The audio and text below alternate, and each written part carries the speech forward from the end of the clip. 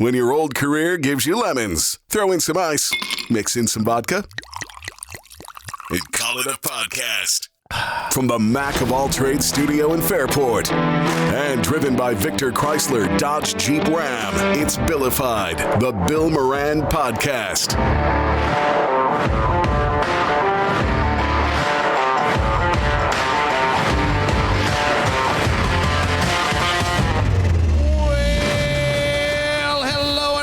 Thanks for getting your pot on. Thanks for telling a friend. That's how we spread the word about the pirate ship. Look who's here! Oh, baby! What's happening? Now, we are live on social media and stuff. It is a Saturday. I'll fully disclose. Been taping some stuff on weekends. This will, audio-wise, drop on Tuesday. Tuesday night from Wednesday. That would be Booze Day Tuesday. Booze Day Tuesday. That's right. Last night, there's a guy in Penfield, a neighboring town. He must have got a permit or something. I'd seen something on social media that Jumbo Shrimp was going to be playing TNT. I don't know what TNT is. I thought it was an AC/DC song. It is a great AC/DC song. So I was like, all right, maybe it's an AC/DC tribute. I think there's an AC/DC tribute band called TNT locally, right? So I'm like, huh. So then I had... stuff, and I go see some friends at the watering hole, and they're like, hey man, you got to come with us. So I said all right, and I went down. The guy got permits. He has his whole backyard right off 250, whole backyard, and he has a huge stage. Jumbo Shrimp played, another band played after that.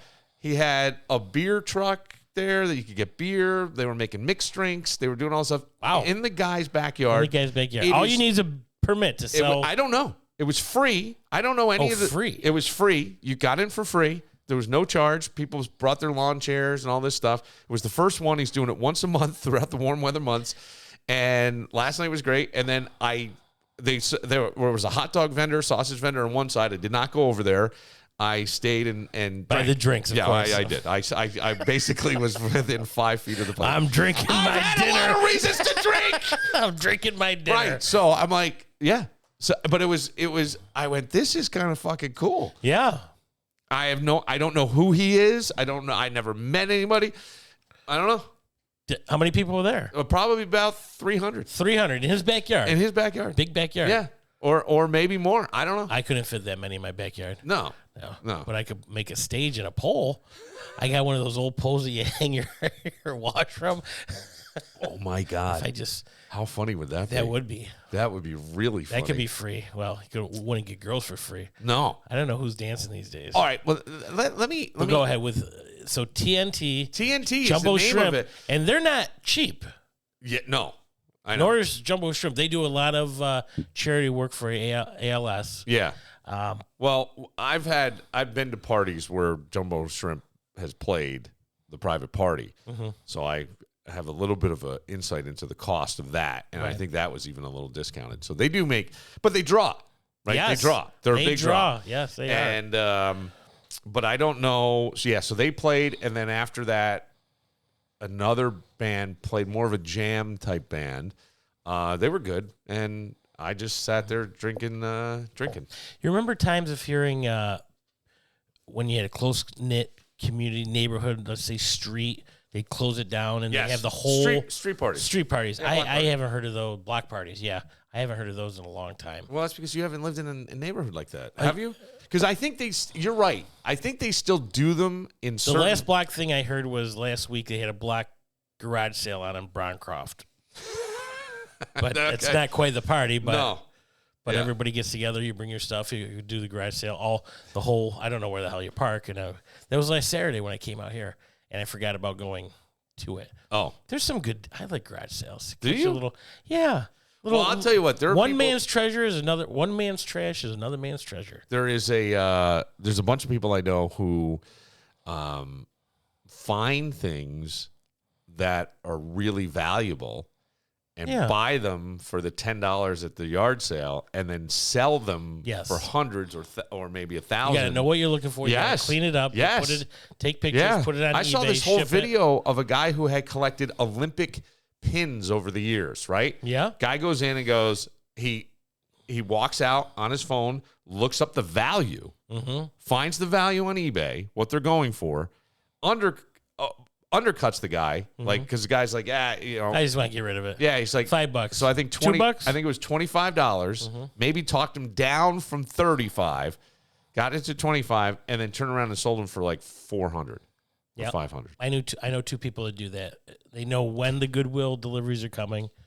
They get right in there the day of. I mean, I don't think they're constantly filling up Goodwill, but they know the times. Yeah, and they'll go there in the morning, fill up, and yeah. One girl I know, I think she makes about $800 a month doing that. Really? Yeah.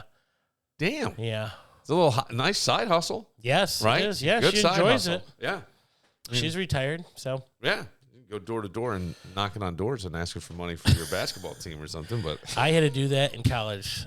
We were selling. For real? Oh, yeah. No, I didn't have to. So this is what happened. It was at Wagner, who was wrestling. They had Super Bowl tickets. Okay. And you had to sell 100. Okay. It was a raffle. It was a raffle, yeah. Or you weren't allowed. Everybody's selling 100. If you don't, you're not going to wrestle in this tournament. How much was the tickets selling for? I think they were back then, 1988, 89. Yeah, $5. Oh, okay. Try to raise money for the wrestling team. Yeah. So I didn't know anybody. So I had some of the kids that lived around New Jersey were close. They gave them to their parents, and they were taking them to work like you used to when you worked at a factory, big thing, and they're gone. So I didn't want to look bad and not go to the wrestling tournament. So I went door to door. Hi, I'm Doug. I go to Wagner College up here. I'm selling tickets for Super Bowl. And I sold all mine doing it that way. Like old school. Like delivering papers, which I did. The Times Union, if you remember that. So I remember briefly because it went out sort of when I was. It was a night paper. Yeah. In Rochester, you had a day. A lot of people probably don't know the Democratic Chronicle in the morning. Yeah. And then about 4 o'clock, Times Union. Yeah, came out. Yeah. My grandmother would get both of them and read both of them. A lot of information. Lot of information. Well, no, you get the updated story. Yeah, you had a cliffhanger from the morning. That's all you had. You solved it before dinner. That was great. What's happening in Heathcliff? Oh, that makes sense. That's interesting because I remember as a kid having to sell like Christmas ornaments for my Boy Scouts or whatever. Yes. And so you had so many. That too. And my father's like, I don't want you doing that. I don't want you annoying the neighbors. And he just wrote a check. So I heard of that too. He bought he bought all of them. Anytime we had anything to sell, he's like, I don't want you bothering the neighbors. And how much? Just tell me how much. Just tell me. And he'd be like, Dad, I want it. No, tell me how much. How much are we talking? How much are we talking? You would always feel like you were in trouble. And all you were doing was what every other kid was doing, but you always felt like you were in trouble. Just tell me how much. Days of Kodak, and my father, your biggest fan, Dave, I think you've met him, selling M&Ms for Boy Scouts. Yeah. And he would take the pamphlet into Kodak. And every month, there was a guy selling something for a kid. Right. So the money just changed hands, really, when you think about it. Yeah. One helps the other. And, yeah. It's school blankets. What else did I sell? What was I just thinking about? Well, see, all that stuff. I have. Bar. We're playing quick draw bonus, and girl comes in, a waitress, Margaret, and she's got the candy bars for a kid. And my friend Marcus, he's like, "How many are in there? 50. Here, give me that box. Who wants a candy bar?" He would hand them out. We're drinking beer, watching quick draw, and eating candy bars. That was it's like, there you go. Good luck on that. Done and over. Just like your dad. All right, give me how much? Yeah. What do you need? That's my father used to go. I want to go meet people. This is exciting. I don't know. You're not going to bug anybody. He didn't say how much. Give me a number. I don't know. Give me a number. I remember specifically because at the time it sounded like a lot of money to me when I was like 8, 9 years old. Was he in the mafia? Hey, Tony, I'm selling this car. Give me a number. That was it. That's all he used to yell. So then, like my entire life, that's all he yelled. Give me a number. So I remember this number was $36 for all the ornaments. And I think we each had to sell, maybe there were 4 rows of 5. So what are you talking? 20 ornaments at $36. Oh, what is it, like $3-4? I don't know. Yeah. Why are you asking me? Well, I would say $36 if you had 20 ornaments at $3 an ornament, right? Mm-hmm. So he's just like, but I remember feeling like 36 was an overwhelming amount of money. It wasn't, but who knows what it would be the equivalent of today, because we're talking early 80s when I did We could this. sell Billified ornaments. Yeah. I should do a lot more, Doug. I right now. You lazy fuck. I can't believe. Lately, I have been overwhelmed. Looking at that bridge, going to Home Depot, looking at the rope aisle, be like, you know what? I got 2 stops, Home Depot and the bridge. And you know what? I don't know. It's a beautiful day. Maybe tomorrow. I am a procrastinator. That's true. Right. I am a procrastinator. I have been overwhelmed and not just busy, but almost stuck and like frozen. You ever get that way? Yes. Where like you're frozen and you've got all these great ideas and you know that if they would work, but there's a chance they don't. And so the fear of failure sort of holds you back in some way. And I don't know. I mean, it's avoidance, it's fear, it's all that stuff. And I think it's a very relatable thing for people. I don't mean to sound all sappy and stuff, but I do. No. I think it's a very relatable thing for a lot of people. And it's not hopeless, but you're in a storm. And right now, I'm in a storm. I'm in a storm in my life. And I have getting out of that storm is sometimes tough. I think those things they'll work themselves out eventually. But the time, No, you are 100% right. If I focus, this is what I would say. If I focus on, and it's hard not to. I woke up at 3 o'clock in the morning. I had gone out. I had watched the bands. I was home by 9. I wanted to see the Knicks game. They were blowing they were blowing the Celtics off the court. I was going to say, what Knicks game were you watching? So there's a lot of dribbling on the court. I fall asleep on the couch with a bag of Cheetos. I wake up, I'm covered in Cheeto dust. This is how my life is going. I just want to tell you, it's a very sad moment. It's a sad day when you wake up, I woke up covered in Cheeto dust. I wake up at 3 o'clock in the morning, and I kind of rolled over at one point. I'm like, I'm not going to get out of that. But then it got so hot. Like, it got hot overnight. Those Cheetos, were they spicy Cheetos? No, they were just the puffs. just the puffs. I can go through a bag of those. Woke up, and I know, but this isn't the bag. This isn't the bag, Doug. This you were half of the is bag. the BJ's. Oh, God. Fucking, it's the size of a pillow. It's like I was hugging it like it was, it was a You're human. my only friend, Cheetos. It's not easy being cheesy, Cheetos. I love you. We're watching the Knicks.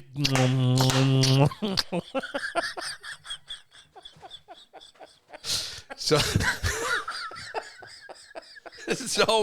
I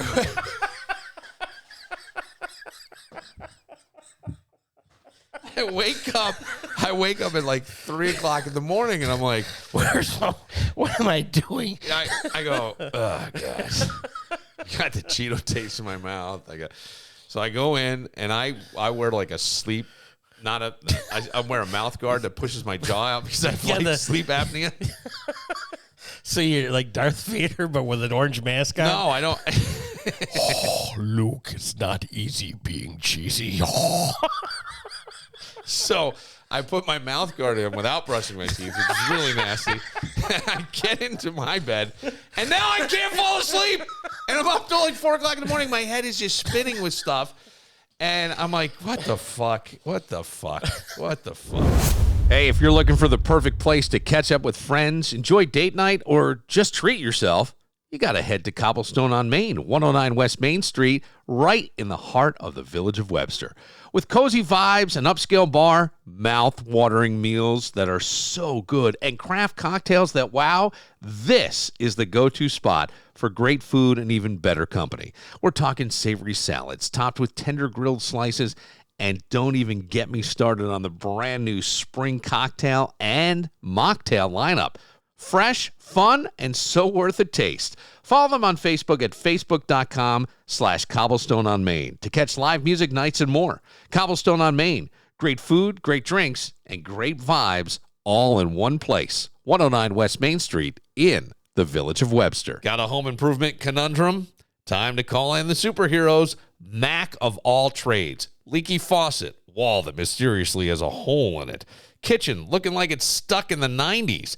Mac of all trades is here to save the day. No capes, just expert repairs, remodeling, and handyman services that get the job done right. Call them today at 585-202-9218. That's 585-202-9218. Or visit them online at macofalltrades.net, because every home needs a hero. Mac of all trades. Hails from the Strip. All right, so we asked Doug. Every job, we said, has a wild night, but I got to think that they're more chaotic and a little wilder in the strip club and as a strip club DJ. You would think that, but no. So what is the most chaotic night you ever had on the job? And it wasn't a strip club? No, the most chaotic night wasn't a strip club.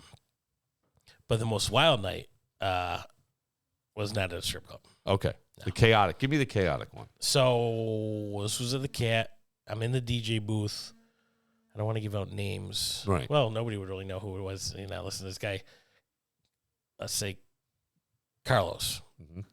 So he had two pool tables. This was on the other side and of the bar.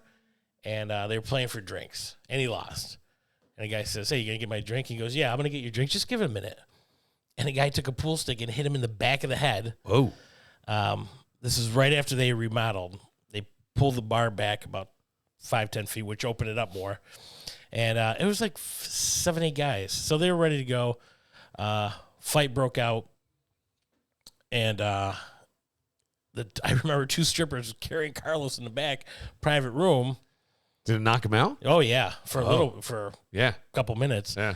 So I remember the owner coming around. I never want to see any of you motherfuckers back in here again and blah, blah. We're out of here. Blah, fuck you, blah, blah, blah. So I'm just standing there. Yeah. The bouncers never get in a fight. If there's bouncers, let them handle it. Because if you go in saying, oh, this is my friend, you're getting knocked out. If you're coming behind somebody, bouncer doesn't know who you are. Right. They want to keep everybody in front, keep the action in front of them. So they're getting everybody out. Get in their cars. Carlos wakes up. This is all within 2 minutes. He just maybe was dazed, knocked out quick. Comes flying out of the back room or the emergency doors in the back. Starts punching the cars. How can you let me go out like this? I'm calling whoever. So lo and behold, the cops come, and his biggest thing was my parole officer was going to be so mad at me. But since he didn't start it. And do you keep the music going through all this? Yeah. Yeah. You got to act like nothing's happening. Yeah, nothing. You don't want to never say on the mic, I need a bouncer here or anything like that, because then everybody's ever standing up wanting to know what's going on. So most of the chaos, yeah, I'm sure there were other nights and things that things happened, but most of the chaos came from the customers, and not the dancers or management. Oh gosh, I'd really have to think back. I mean, girls got drunk. They get mouthy sometimes. This is late, like 1:32. They had a bad night. They're taking their aggression out of somebody. Yeah. But then there was not like staying after hours and partying all night.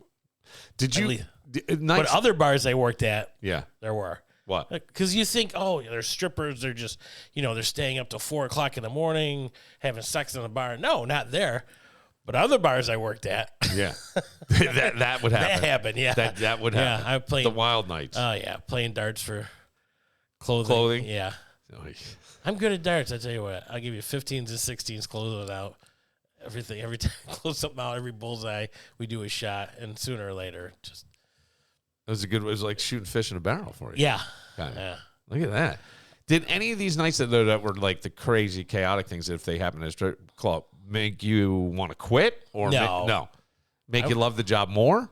No, it was just a job. It was just a job. I was making good money at cutting my debt down. Yeah. What did you have to, give me something about the job that no one warned you about. Was there any part of that? Yeah, just don't overthink it. Just, What is that? What do you mean by that? Don't worry about playing what music you want. Just play what the girls want. I wanted AC/DC, Def Leppard, and so did a lot of the customers, rock. And then, girls are playing trance, harder rock. Yeah. So you're going from country to Metallica to rave music, stuff like that. You're like, why don't you throw this together? And anywhere. Just take the music, introduce them, and that's it. Trying to reinvent the wheel, you're not doing it as a DJ. Right. Yeah. So I can understand that. At any job. And nothing in L.A. was chaotic when you were out there being a strip club? Because I would think. No. Nobody's going there to be a bar fight or anything. No, I would say not. But I mean, chaotic. Well, I would think let's say a customer got handsy with one of the girls, or well, I would think that happened in the Hollywood Tropicana.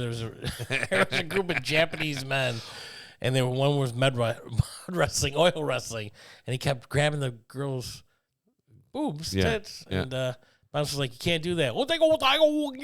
He goes, you're fucking out of here. And the guy goes, what do you mean? As soon as they're in trouble, that English comes out real quick. In fact, I'm thinking of it. We had an Asian girl. I don't know what her name is. Yeah. Her mother found out she was dancing there. It's the Hollywood Tropicana. In fact, the guy that used to be Johnny Cocktails that was in the movie Striptease, he just contacted me last week. He did? And I asked him about being on here for a segment, and he said, sure. Okay. His name is Brad Grunberg. All right. And his brother is Grunberg he was in Heroes. I'd have to look it up. I can't remember his first word. I think it'd be interesting to talk to him. I'd love that. Just send him a link. We get him on the camera. Absolutely. Yeah. This Asian woman's mother found out she was dancing there. And I'm like, all right, where's China? It was her probably staying name. She's outside. I'm like, what? So I go outside. There's a little Asian woman yelling at her daughter in a lime green bikini thong. She's crying. And I'm sorry if I'm sounding racist or disrespectful. No. They're yelling in Chinese at each other. All right. The girl who's dancing is crying because her mother found out. And she's just laughing. And I'm like, this is... I'm laughing my balls off. Like, she ain't coming back. How can you not? How can you not? How can you this not is like laugh? something that would be on Family Guy. Yes. And she's crying. And she's crying, and her mother. Did she come back? I don't remember. I think she did. Dougie. Yeah. You got to go back into your memory. We got to do Tales from the Script. That is funny stuff, though. Like Johnny was there the night that the girl pulled a knife on the other girl. I think I told you about this. What? There was a Spanish girl and a black girl, and they had to oil wrestle. And one, they had a beef, and I don't think anybody knew it. And it shouldn't be black or Asian or white. It doesn't matter. I'm just trying to think of. You're painting a picture. I'm painting a picture. What I'm saying is it matters for the story. I don't have a problem with it. So people get too sensitive. Johnny would come in on for an hour or two Friday and Saturday nights and set up the oil wrestling. And he tried to get some of the customers do it. They would pay, and if none of the guys wanted to do it, he'd just have two girls do it. So the manager picked the two girls and like, I'm not wrestling with each other. And I think they got into it in the locker room. And Johnny's right next to me, and I see her come out with a knife to the girl.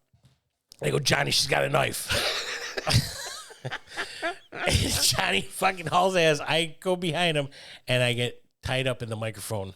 Oh my God. Thing. So I'm trying to kick it off, and I remember this. He just went up, he got in between them, and he goes, honey, give me the knife. And she just let it slip out of her hand. Okay. All right. And by that, less is more and something like that. Sure. And I have seen dancers get in the middle of a fight going, get off of him, and get fucking crushed. Yeah. Just, again, if you're in a fight and somebody grabs you, you're swinging because you think it's his friend. Right. And that was number one rule of the classic. If there's ever a fight, stay the fuck away. Right. You're not helping anything. Right. You are hurting the situation. Connors and Ferris handles workers' comp, Social Security disability, and personal injury cases. Listen, I get it. Workers' comp claims can be a real pain. But Connors and Ferris are here to fight for you and get you the compensation you deserve. Whether you threw out your back on the job, slipped when you should have gripped, or your boss thinks overtime means free labor. Spoiler, it doesn't. They've got your back at Connors and Ferris. With offices in New York City, Syracuse, Rochester, and Buffalo, they're the go-to team for getting the compensation you deserve. No gimmicks, no nonsense, just real results. Call Connors and Ferris, 262-COMP.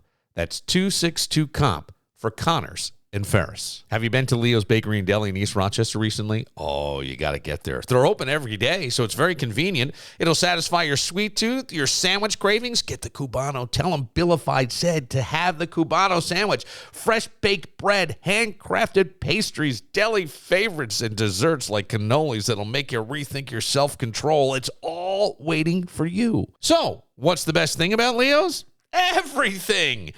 Check them out at Desbest Drive in East Rochester because every day is a good day for Leo's because the best thing about Leo's is everything. You've woken up where you've just been in pain, right? You didn't know what you did, and you woke up. I thought that was like not that long ago. Yeah. You were limping or something. The gout. Yeah, but the gout, I thought there was some other injury. Like you pulled a muscle sleeping or you rolled on your side. Yeah. Sometimes, and I always thought it was joking. Yes. You hear comics. Yeah. You know, I woke up and I twisted my ankle. Like, what? And then at a certain age, and I hate saying it, I don't use the OLD word. You start saying it, you'll start feeling it. So I stay away from that. Okay. All right. So you're all right. I believe That's my positive motivation. Sure. Yeah. Because I remember in our 20s, my buddies were like, "Oh man, we're getting old." I'm like, "Old? We're not even 30 yet. Yeah. What are you gonna do when we're 50?" Yeah. And did I tell you I watched an old wrestling tape of mine? Yes. I did. Yeah. So watching that, I was just laughing, and it really it's a time lapse. Sure. That you're looking at yourself 100 pounds ago. Yeah.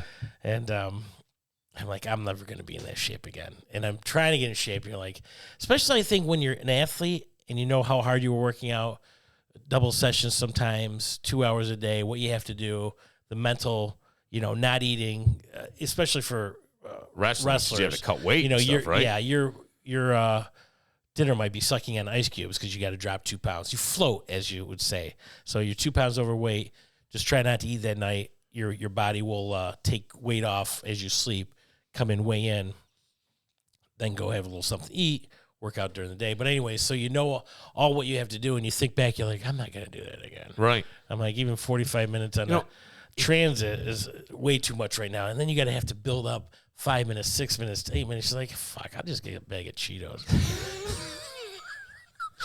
I'll watch the athletes known as the Knicks, right, advance to take on the Pacers because I'm just laying on the couch as a fat slob. It's funny that you say that because I hear people often talk about, we yell about athletes. They suck. They this. And what they're doing, I mean. I said to my kid, because he's like, hey, wait, the Celtics lost? And I said, yeah. I said, nobody picked the Knicks. Nobody did. They won 2 games at the Garden by a point or more. They just had a flurry in the fourth. And then they lost 1 at the Garden, 1 at home. And then they finished it off, or maybe they won 1 at home. I don't know. They've got 4, whatever it was. And in the last game, Boston had kind of blown them out. But I'm like, he's like, oh, man, I can't. I said, do you realize how hard it is to play a professional sport? I don't care what it is. Everybody in that professional sport was the best coming up. They were the best in their little league. They were the best in their high school. They were the best in their college. They were the best. And even if they're names you never heard of, they were that good. And I go, it's amazing. And then when you get to the NFL, how hard is it to even predict? You don't know what guys are just fucking burned out. They're just burned out from everything you just said. The mental stress of it all, too. The wanting.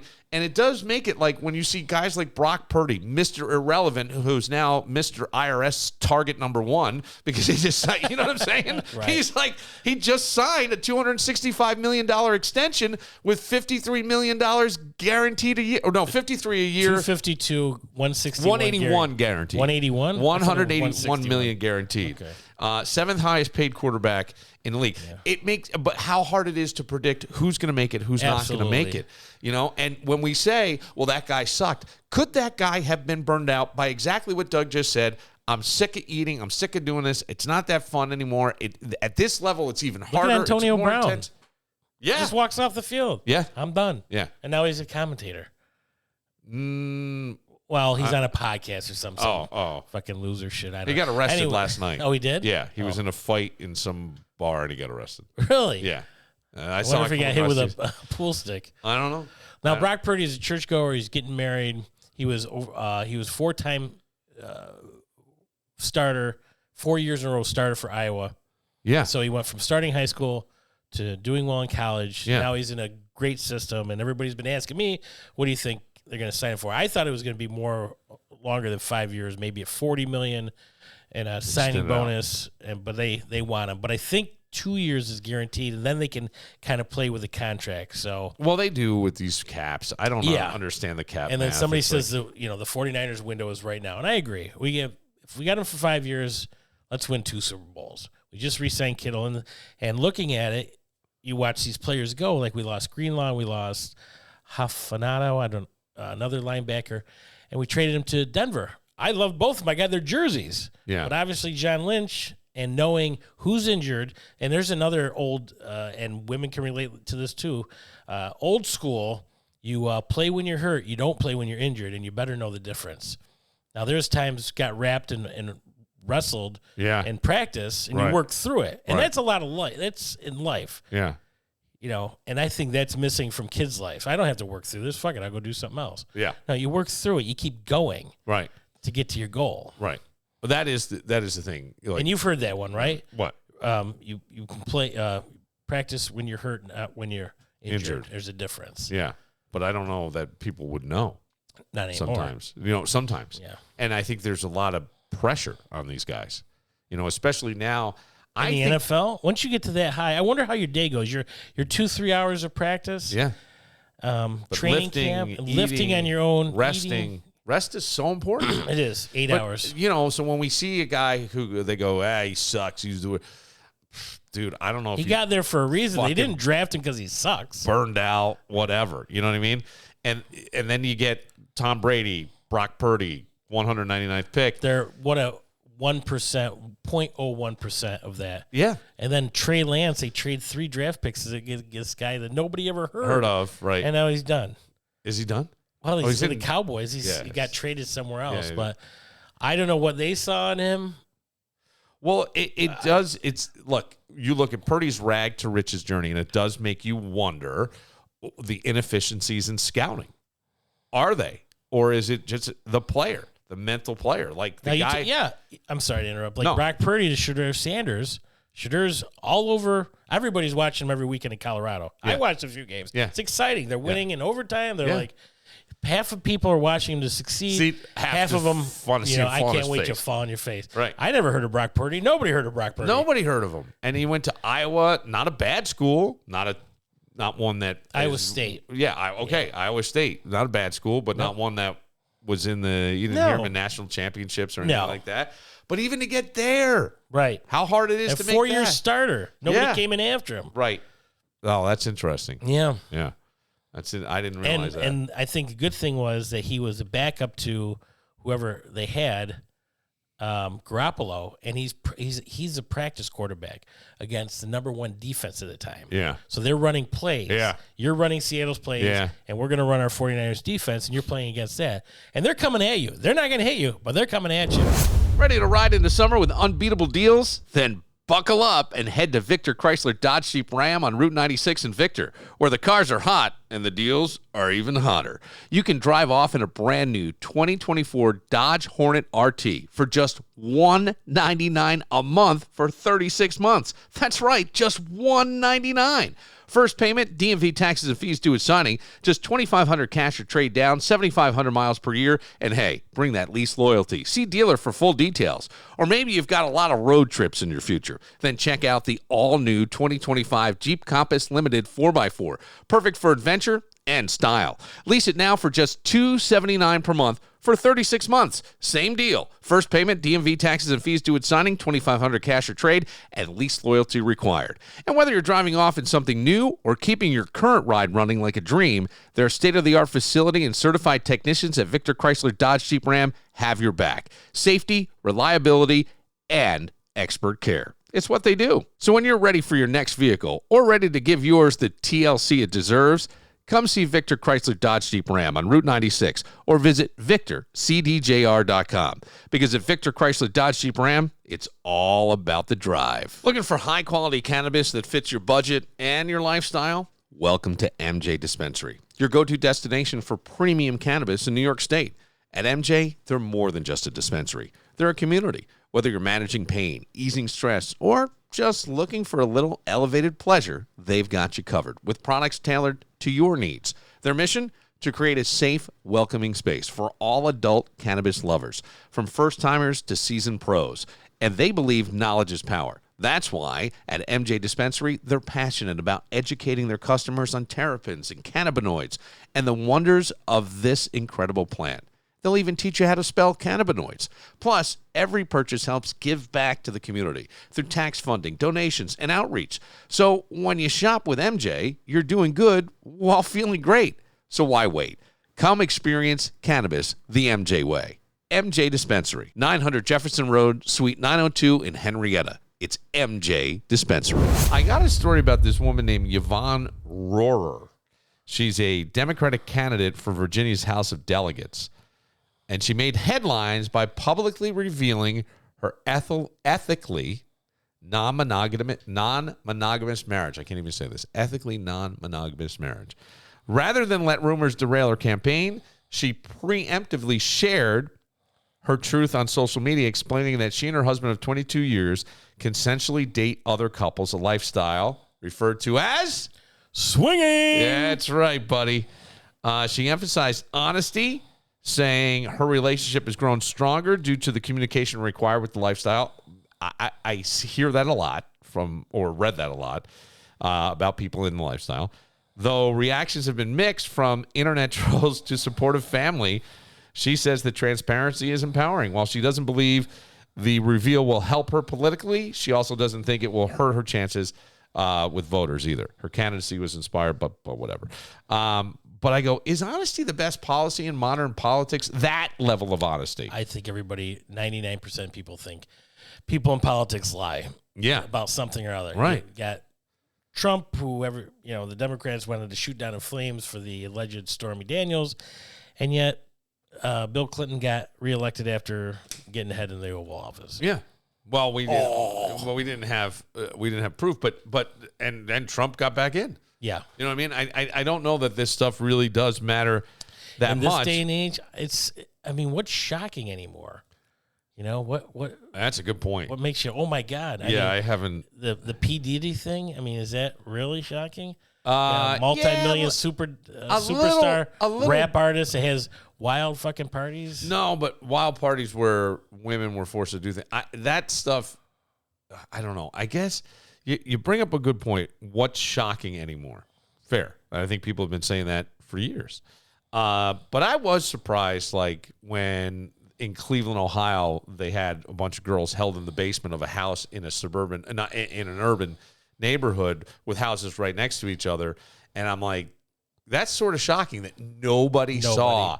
Nobody paid attention. And I we're all caught up in our own lives. Right. How often are we really present and in the moment anyway? Right. That you're not thinking about something else, or nowadays being physically in one place, communicating with someone who's not physically in the same place with you. Right?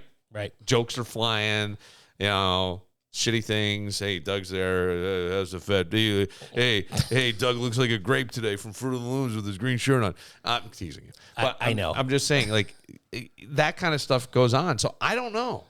You're right. At that point, if you see girls going in a house, do you start playing scenarios in your head? Do they have kids? Why are there young girls over there? Should I make a call to 911? Same way with that Uber rider. They said there might be a fight at the Lilac Festival. Yeah. Do I call the police? Do I say, hey, this might happen? Yeah. They know it might happen. So where am I helping? I don't know. Because I heard it. That's a good point. Yeah. I guess there's no secrets anymore with years ago, I'm sorry to interrupt, lives. like 30 years ago, right in that area, my best friend, when we were living together with renting a room, he said, you know what's going to cost the most in the future? And I said, no. He goes, privacy. Yeah. I'm like, really? You think that? That's a really, really smart thing. He was right. Yeah. Because, by the way, we tell on ourselves constantly on social media. We tell on ourselves. No, you may, but I'm saying when I say we, I mean the collective overall. You could go and see where your friends are right now because they told you. If they check themselves in. No, that's what I'm saying. Yeah. People check in. And then for a while, they were telling people a number of years ago, go back 10, 15 years, stop putting your vacation pictures absolutely while you're on vacation. You want to put them on when you're back? Fine. But, don't put them because people are getting robbed. Hey, guess who's not home? Right. You know what I mean? I want my car. Yeah. And we're telling on ourselves. Right. And that's the thing that I think is bad. I don't know what this woman, does it matter? If you do a good job, I could give a shit what you're into. I really could. bestiality. That one's bad. Yeah, I mean, leave the fucking dog alone. Don't shave Dog it. likes peanut butter. What am I going to do? You know, what new jokes have you worked out? You want to be funny? Anything? You got anything? You said you were writing. I'm just kidding. I was. Part of it was that all part. From the 70s? Yeah. I could see that working really well on stage. And then going into, hey, this is nothing new. If you think women were given head just to get something, this is hieroglyphics from Egyptian times of pyramids. How do you like that job? You know, you're in the mud pits, you're making brick to make their idols, and you get the boss with the whip coming over going, hey, anybody got any artistic ability? And I'm like, yeah, I draw a camel and a horse for my daughter. All right, Doug, out of the pits. They're like, Doug, no. I'm like, oh, let's see where this goes. All right, so what do I got to do? All right, get the mud off you. All right, that's good. Where am I going? You're going inside. Out of the sun? Yeah. All right, this is going good. Doug, you need help? No, Bob, I'm good. No assistant needed. Grab a hammer and chisel. All right, I'm going to do some artwork. All right, what am I chiseling? All right, these people are going to fuck. And you chisel it into the wall. Oh, yeah. You're begging for overtime at that job. Problem is, I mean, you get bitched at if you're late from the golf course in today's date. How about back then? You're chiseling people fucking. You're home late for dinner. You got cum all over your sandals. All right. How do you, what? Seriously. If you didn't think that was happening, you think sex is new? They chiseled it into pyramids forever. They did it out of their minds. They did not. They had models. They did not have What do you mean? They had people banging right there inside the pyramid where it's nice and cold, feeding them grapes, hoping they'll run for politician. Oh, my God. This is yes. You know, where have you been? That's how divorce started. That guy came home from chiseling people, banging all day on the pyramid. His wife's all mad. Where you been? You're 3 hours late. You smell like sex. What are you You're like, we're done. Tommy, I'm out of here. When are you going to do some more stand-up? I don't know. When? Why don't you just go do your own? Contact places. See if you throw a little thing up there. Yep. One more thing on the to-do list. Wait. You're telling me you wrote a whole fucking thing for me to do. You think I don't have a to-do list? I do. I told you a whole bunch of shit. I know. You did. Yeah. You're right. Procrastinating. Yeah. A little bit of fear. Yeah. Masked as something else. I was just talking to a friend of mine yesterday who I'm going to call later. She's like, I don't really know what my path is right now. She wanted to get into a restaurant business, bar business. I'm like, okay. She was asking me questions. I'm like, you really have to marry the bar if you're in that restaurant bar business. Got to be there. And Matt will tell you the same thing. Yep. And I'm looking at all these jokes, and to put them together is taking time away from nothing. Working out that I'm not doing. Besides eating Cheetos, but working on the breast cancer ball and having that energy to do it. And like, you want to work. Am I just going to put this all together and it's just going to sit there and then I'm going to be more depressed that I can't take it anywhere? Right. So there'll be a time. So last night I was actually writing it down, you know, and fitting that Egyptian joke in with dating old women and, you know, the porn joke that I make. You know, I started my first porno last week. I play the husband leaves for work. So, and I watch porn with, and then I go into porn parodies. It's such a Rodney Dangerfield. That's like a nod to him. That joke, I feel like. Yeah. You know, I love the joke. I'm not. Please don't take it that way. I don't. But I could hear him doing it as people still ask how we got together. I'm like, he was a host at. Yeah. Excuse my language. The funniest person in Rochester. I said I did one joke, and I loved it. Jackrabbit joke, and he's calling me at 4 a.m. What can I say? You want some Cheetos? I'm like, I'll be right over. Will you pay for my Uber? Yeah, just get over here. Oh, Dougie Fresh. Woo! Yes. I think we covered it all today. I think so. Not maybe as covered as your body with those orange Cheetos, but we covered a lot. It was like I looked in the mirror and went, oh my God. It's like I lost a wrestling match with Cheeto. It's like, that's a thing. My God. For Dougie Fresh, I'm Bill Moran. We'll see you tomorrow. Seems they were looking for a Cadillac with Tennessee plates.